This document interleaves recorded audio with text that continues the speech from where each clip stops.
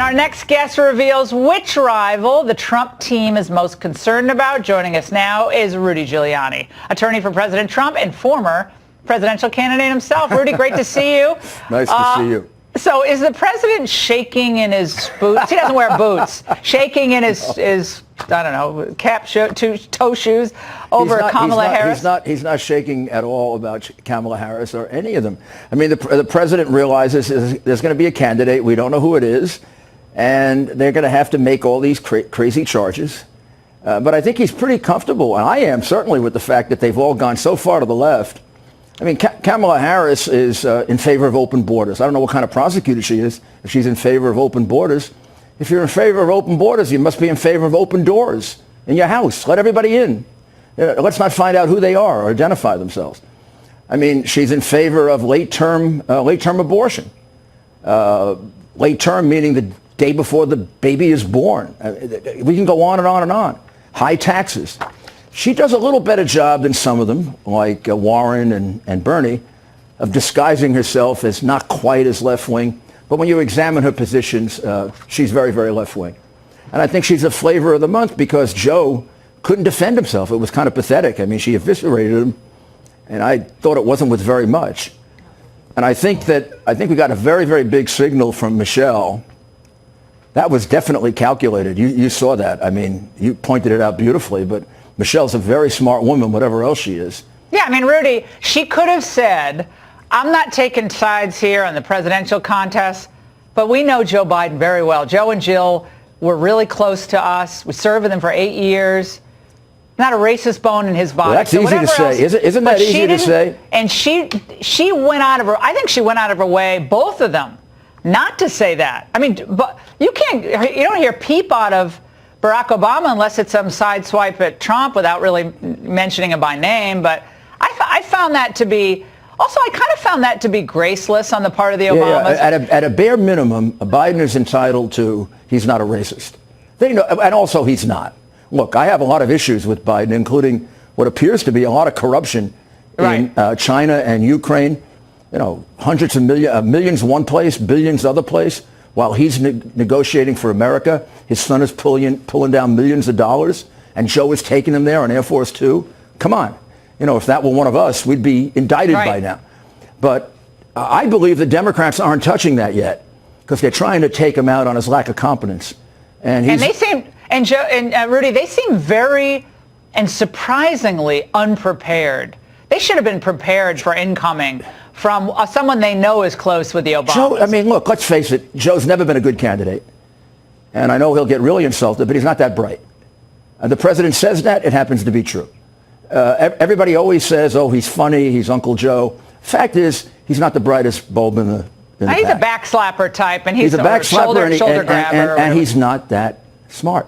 But Rudy, Jill spoke out tonight, and she's the rest of these people are smart.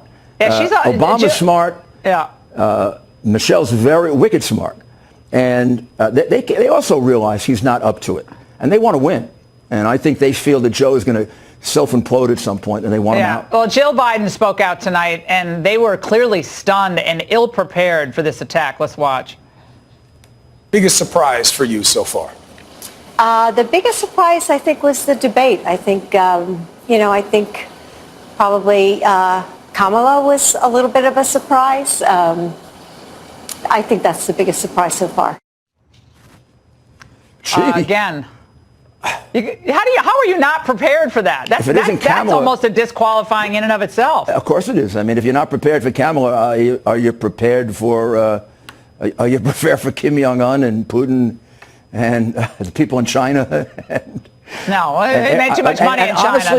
Honestly, honestly, Joe isn't prepared. The Trump administration is not letting up on its push for a citizenship question on next year's census. Attorney General William Barr today telling the Associated Press, surprise, surprise, he agrees with President Trump that the Supreme Court got it wrong when it blocked the census question on the 2020 survey, the citizenship question on the 2020 survey. Barr still sees a legal path to adding the citizenship question, and without sharing specifics, said he plans on taking action in the coming days. The Attorney General's comments come after the Department of Justice announced it was replacing the entire legal team handling the efforts to add the controversial question. And that was after the Department of Justice admitted defeat in the Supreme Court and gave up the ghost. Now, the Commerce Department argued the question would guarantee that minority citizens would not have their votes marginalized. But last month, the Supreme Court ruled that that reasoning, quote, appeared to have been contrived, to say the least, and critics say could cause the population of Democratic strongholds to be undercounted if people are afraid to fill out the survey. Reason.com editor-at-large and my longtime friend Nick Gillespie says there's a lesson to be learned here. He joins me now. What's the lesson to be learned? There's two lessons, and the first is that Wilbur Ross, as Commerce Secretary, is one of the most incompetent liars ever to disgrace D.C.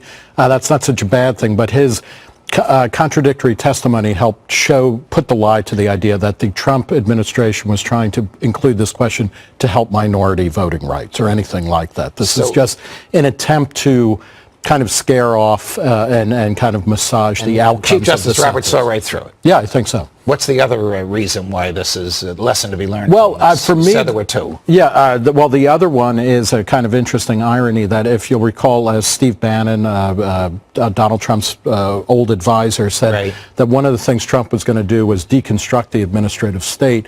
What we're seeing here, because of the incompetence of both the Department of Justice and the Department of Commerce, is the administrative state is being hemmed in by the judiciary branch, which I think ultimately is a good outcome in this case, and overall it's kind of an interesting irony. So one of the reasons, and I know you know this, I want to make sure that those watching us do, to support your argument of the incompetence of the Secretary of Commerce is he said we did this in order to help enforce the Voting Rights Act. Right. Well, the Voting Rights Act is not enforced by the Department of Commerce. It's enforced by the Department of Justice.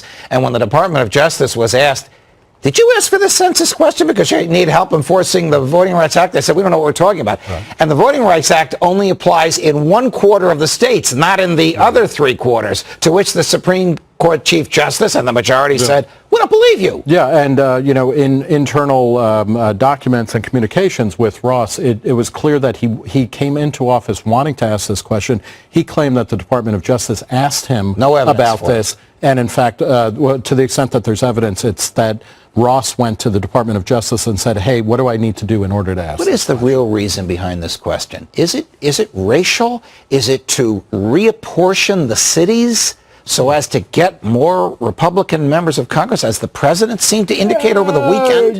Which is contrary to what the DOJ told 2 federal judges? Right, and it's also fascinating in a lot of different ways because the number of illegal immigrants in the country is down from 2007. It's as of 2017, the most recent full data.